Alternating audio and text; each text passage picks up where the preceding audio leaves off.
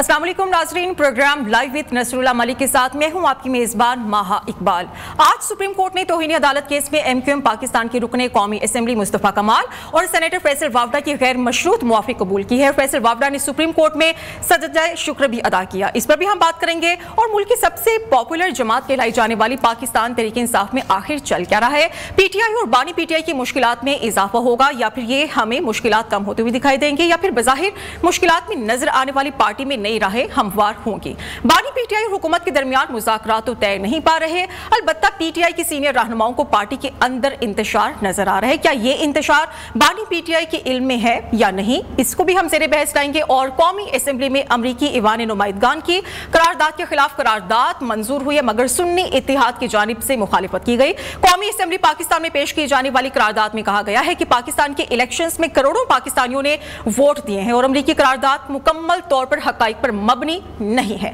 करारदाद के मतन के मुताबिक पाकिस्तान एक आज़ाद और खुद मुख्तार मुल्क है। पाकिस्तान अपने अंदरूनी मामलात में मुदाखलत बर्दाश्त नहीं करेगा। पाकिस्तान तहरीक इंसाफ के बानी एक तरफ तो साइफर लहराते हैं जिसमें अमरीकी मुदाखलत पर शदीद एहतजाज किया जाता है, तो दूसरी तरफ सुन्नी इत्तेहाद काउंसिल के अरकान कौमी असेंबली में अमरीका के खिलाफ करारदाद मंजूर होने पर एहतजाज करते हुए नजर आ रहे हैं। इतना झोल क्यों है? पाकिस्तान की एक बड़ी सियासी कुव्वत जमात इस्लामी ने KPK और बलोचिस्तान समेत पूरे पाकिस्तान में एहतजाज का आगाज कर दिया है। ये एहतजाज किस हद तक कामयाब होगा, इस पर भी बात करेंगे। हमारे साथ हमारा पैनल मौजूद होगा। हमारे साथ मौजूद होंगे मलिक जहांगीर बारा साहब है, पाकिस्तान तहरीक इंसाफ से इनका ताल्लुक है। सर बहुत शुक्रिया आपके वक्त के लिए। कैसर शरीफ साहब होंगे, सेक्रेटरी इत्तलात हैं जमात इस्लामी, और टेलीफोन लाइन पर हमारे साथ मौजूद होंगे परवेज अंधेला साहब हैं, पाकिस्तान मुस्लिम लीग नून से इनका ताल्लुक है। तो सबसे पहले आज जो हम टॉपिक डिस्कस कर लेते हैं, फैसल वावड़ा की पेशी और फिर उनको जो माफ़ी तलाफ़ी मिली है। सर सारी सिचुएशन आपके सामने। हमने देखा कि फैसल वावड़ा तो वो कहते थे कि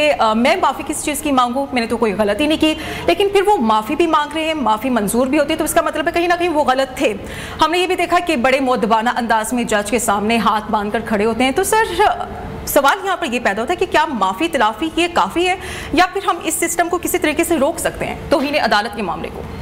बिस्मिल्लाहिर्रहमानिर्रहीम, शुक्रिया जी।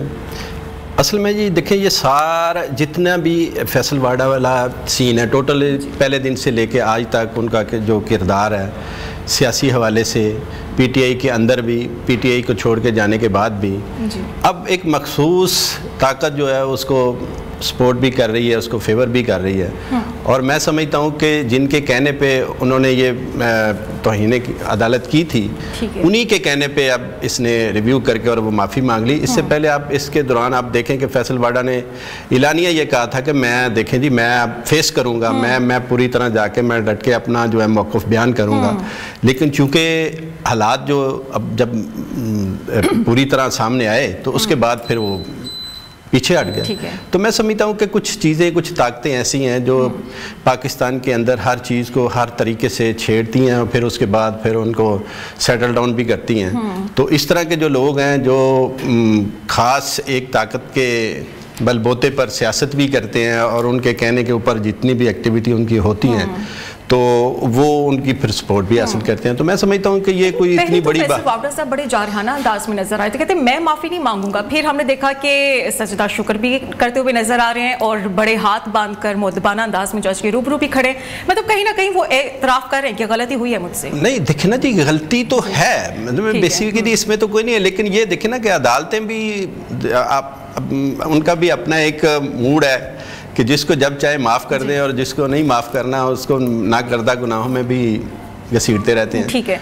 तो इन हालात के अंदर मैं समझता हूँ कि चूँकि इस वक्त पाकिस्तान की जो मौजूदा पिछले 2-2.5 साल के अंदर सियासत और मुल्क की जो मुआशी और एक अखलाकी जो सूरत हाल इस वक्त जिस तरह पोलराइज हो चुकी है, तो इन हालात के अंदर कहीं पे कुछ भी जो भी कुछ हो रहा है, मैं समझता हूँ कि ये पाकिस्तान के लिए बेहतर नहीं होगा। ठीक है जहांगीर भाई साहब, ठीक है परवेज अंधेला साहब से भी हम कर लेते हैं गुफ्तगू। परवेज साहब, आपने सारी सूरत हाल देखी, फैसल वावड़ा मुस्तफ़ा कमाल को आज मुआफ़ी तो मिल गई है, गैर मशरूत मुआफ़ी, और साथ ये भी तंबीह की गई कि आइंदा सिर्फ माफ़ी से काम नहीं चलेगा, आइंदा भी सूरत हाल मज़ीद भी नाजुक हो सकती है। क्या लगता है कि इस तौहीन अदालत के मामले को کس طرح سے ٹیکل کیا جا سکتا ہے، کیونکہ کوئی بھی آتا ہے ادارے کے خلاف بات کر کے چلا جاتا ہے.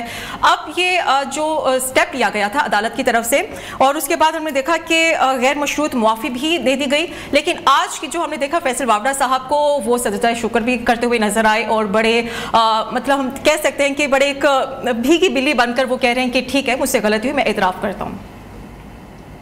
دیکھیں جی بہت شکریہ. پہلے تو فیصل واڈا صاحب ان خوش قسمت ترین لوگوں میں سے ہیں، چاہے وہ کسی ٹی وی ٹاک شو میں جا کر بوٹ اوپر رکھ کر لوگوں کو دکھا دیں تو ان کو کچھ نہیں کہہ سکتا، چاہے وہ کسی جج کو بھی دھمکا دیں ہیں یا اس کو کسی عالمی عدالت میں لے جانے کی دھمکی دیں تو اس کے بعد معافی ملتی. خوش قسمت ترین لوگوں میں سے وہ لوگ ہیں، ورنہ اس ملک میں تو نہال ہاشمی صاحب، طلال چوری صاحب اور دانیال عزیز چودھری صاحب جو ہیں ان کو باقاعدہ عبرت کا نشان بنایا گیا اور کسی قسم کی غلطی یا گناہی بھی نہیں تھی.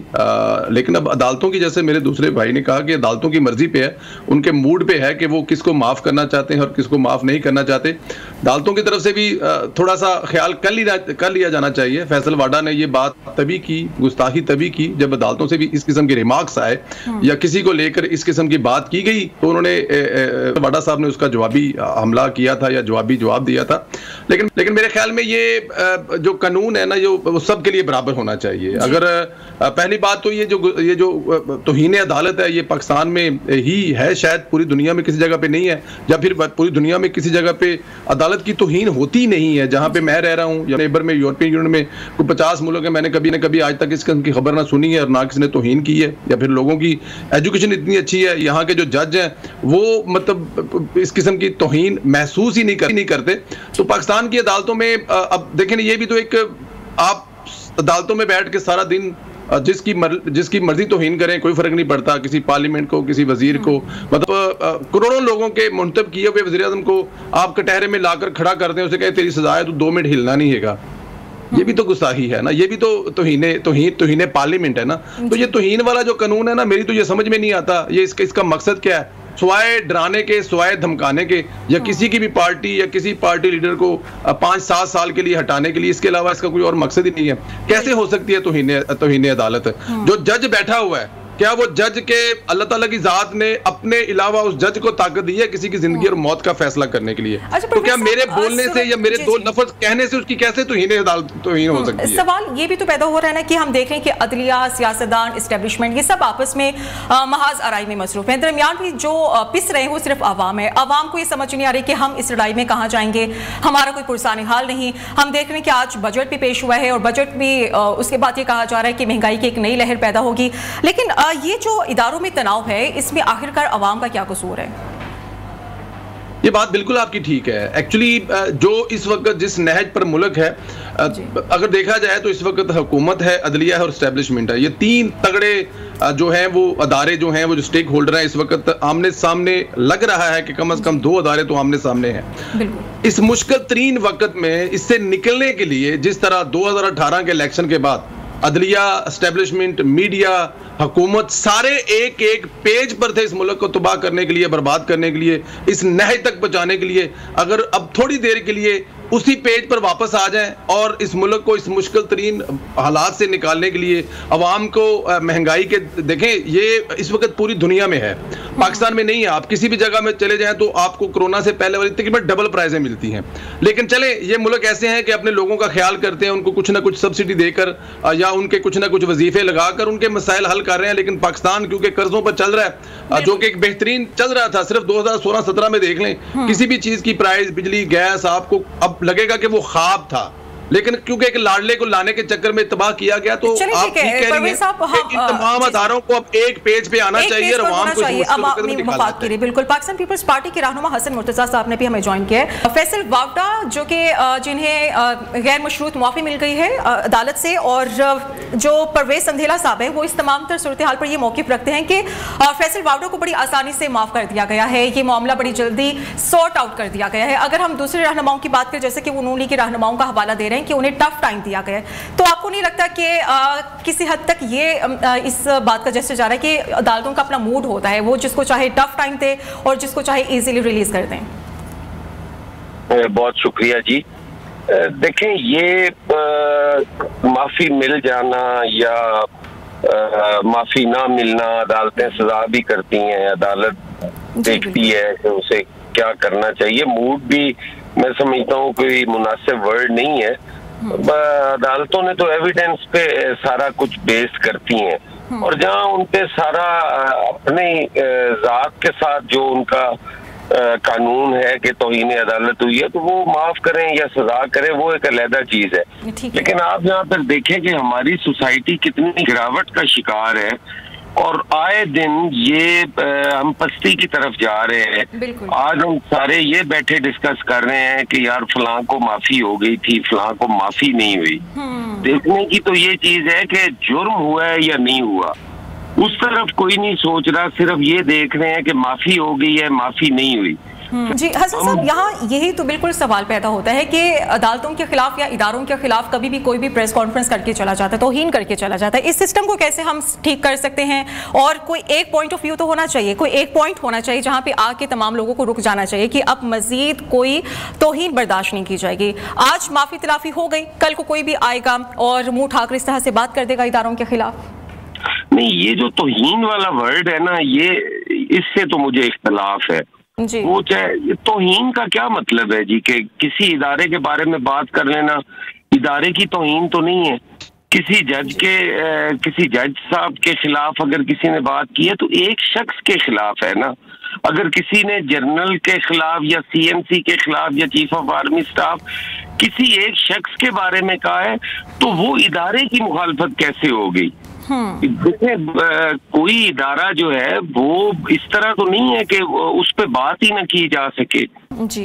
हमें इसमें रिफॉर्म्स लाने की जरूरत है, और इदारों को भी चाहिए कि वो अपने आप को जो है वो इतना बेहतर कर लें कि लोग बतौर इदारा उन पे तनकीद कर ही ना सकें, बात करें ही ना। अब गुजारिश ये है कि एक आदमी एक चीज करता है, उसके जवाब में अगर कोई कह देता है तो वो पूरे इदारे की तौहीन हो जाती है। बिल्कुल। तो और फिर तौहीन, हम कोई गुलाम है, हम कोई किसी, अल्लाह माफ करे, कोई क्या है जो हम तौहीन कर रहे हैं? इसका मतलब तो है कि यहाँ पे हमारा जो आइन बराबरी के हकूक देता है वो नहीं है। यहाँ इदारे की तो तौहीन हो रही है, और मेरी हर रोज तौहीन होती है। सड़क के ऊपर खड़ा सिपाही रोक लेता है मुझे, जो टैक्स दे रहा है उसकी कोई तौहीन नहीं है, इदारों की तौहीन हुई जा रही है। तो ये सारी चीजें रिफॉर्म तलब है, इन पे बात करना भी बिल्कुल ऐसे ही लगता है कि सुबह रिफॉर्म्स लाना जी बिल्कुल बहुत जरूरी हो चुका है। ठीक है सर, लेकिन यहाँ पर ये भी तो सवाल उठता है कि कानून बनाना तो आपने है ना, कि सूरत हाल को किस तरह से टैकल किया जाए। मुल्क में इस वक्त महंगाई का तूफान भी जारी है, और इस महंगाई की लहर को किस तरह से काबू किया जा सकता है। हम एक ब्रेक ले लेते हैं, उसके बाद अपनी डिस्कशन को दोबारा से कंटिन्यू करेंगे।